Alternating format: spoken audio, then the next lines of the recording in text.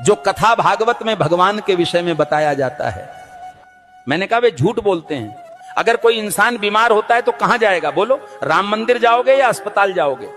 कहते हैं गाय का गोबर खाने से कैंसर ठीक होता है, तो बताओ भक्तों, इलाज के लिए विदेश क्यों जाते हो? समझो जरा। ये सब हम लोगों को भगवान के नाम पर गुमराह कर रखा है। और जब यही लोग कहते हैं धन दौलत त्याग कर भगवान की शरण में आ जाओ, और खुद कहीं पर भागवत कहने जाते हैं, लाखों रुपये लेते हैं। ये मायाजाल ही तो है। भगवान की शरण में जाने का मतलब ये थोड़ी है कि अपने शरीर का ध्यान छोड़ दो। जो शरीर भगवान ने दिया है उसकी सेवा भी तो ईश्वर सेवा है। जब बुखार आता है तब राम की जगह दवा ढूंढते हो। जब जीवन भर की परेशानी हो तब बाबा का झूठा गोबर इलाज क्यों बन जाता है? गाय पूज्य है, इसमें कोई दो राय नहीं, पर यह कहना कि गोबर खाने से कैंसर ठीक हो जाएगा, यह विज्ञान नहीं, धोखा है। जो कथावाचक कहते हैं धन दौलत छोड़ दो, भगवान की शरण में आ जाओ, वो खुद लाखों के हवाई सफर करते हैं, एसी पंडाल में रुकते हैं और पाटीदारों से लिफाफा लेते हैं। तो त्याग हमें क्यों सिखाते हो? तपस्या की राह हमें क्यों दिखाते हो, जब खुद तुमने उसका कोई अनुसरण नहीं किया? भगवान के नाम पर डर बेचकर जो अपने महल खड़े करते हैं वो संत नहीं, व्यापारी हैं। सच्ची भक्ति वो है जो आंखें खोलती है, ना कि आंखें बंद करवाती है। और आखिर में बात सीधी सी है, भगवान अंधविश्वास से नहीं, सच सेवा और विज्ञान से मिलते हैं। सीताराम सीताराम। भविष्य मालिका कहती है जब पाप बढ़ेगा तो समय न्याय करेगा और धर्म की असली परीक्षा शुरू होगी। 2032 से सत्य युग का आरंभ होगा, लेकिन उससे पहले पूरी धरती हिलेगी। प्यारे भक्तों, 2 सूरज दिखेंगे आकाश में, पर उनमें से एक सूरज नहीं, विनाश का दूत होगा। बंगाल की खाड़ी में गिरेगा अग्निपिंड और समंदर उठकर धरती को लील जाएगा। 7 रात तक सूरज नहीं उगेगा, चांद नहीं दिखेगा, बस अंधकार होगा और भय, जिसे तुम प्राकृतिक आपदा कहोगे। तीसरा विश्व युद्ध दस्तक दे चुका है। शब्द नहीं, अब शस्त्र बोलेंगे। भारत पर हमला होगा, परंतु धर्म की धरती कभी झुकेगी नहीं, क्योंकि भगवान कल्कि का अवतार होगा। जो शरण में आएगा बच जाएगा, जो अभिमान में रहेगा मिट जाएगा। प्यारे भक्तों, भविष्य मालिका चेतावनी नहीं, ये वक्त की आवाज है। जो सुन लेगा वही कल को देख पाएगा।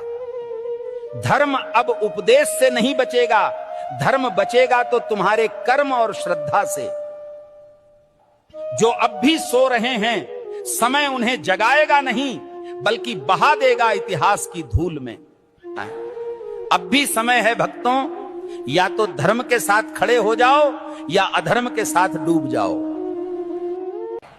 कल सऊदी अरब में आयोजित मेरे सत्संग के दौरान एक भक्त ने मुझसे एक दुखद प्रश्न किया।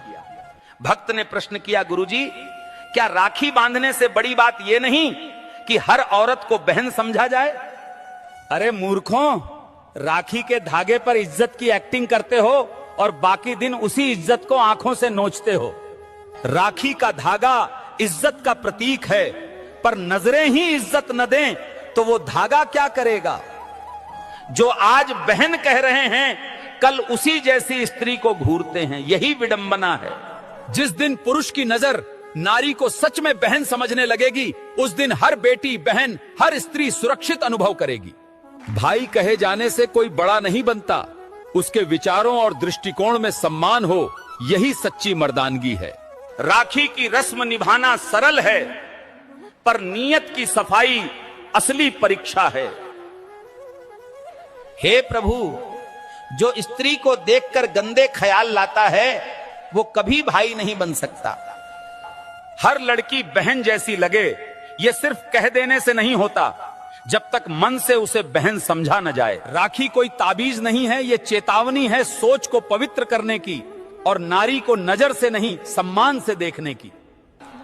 जिस पुरुष की मर्दानगी किसी नारी की रक्षा न कर सके, वो राखी के धागे का भी हकदार नहीं होता। राम के भक्त हो या डर के गुलाम, शर्म करो। हनुमान जी ने रावण को जला दिया, तुम आंख फड़कने से कांपते हो। अगर आज हनुमान जी को कुछ कहना होता तो वो बोलते, मुझे तुम लोगों को अपना वंशज कहने में शर्म आ रही है। तुम्हारे यहां बड़ी से बड़ी कंपनी का सीईओ भी बिल्ली के रास्ता काटने पर अपना रास्ता बदल लेता है। वो पूछते, अरे तुम सीईओ ही हो ना या चूहे हो? वो बोलते, अरे एक बिल्ली से डर गए, हमने तो रावण को घर में घुसकर मारा था। वो समझाते, तुम विश्वगुरु बनोगे कैसे? 150 करोड़ हो लेकिन सभी डरे हुए हो। वो बताते कि हमने तो सीने में तीर खाकर राक्षसों से लड़ाई की और तुम आंख फड़कते ही डर के बैठ जाते हो। वो तुम्हें औकात में लाकर बताते कि हमने राम सेतु मंत्र मारकर नहीं बनाया, नल नील नाम के 2 इंजीनियरों से बनवाया था।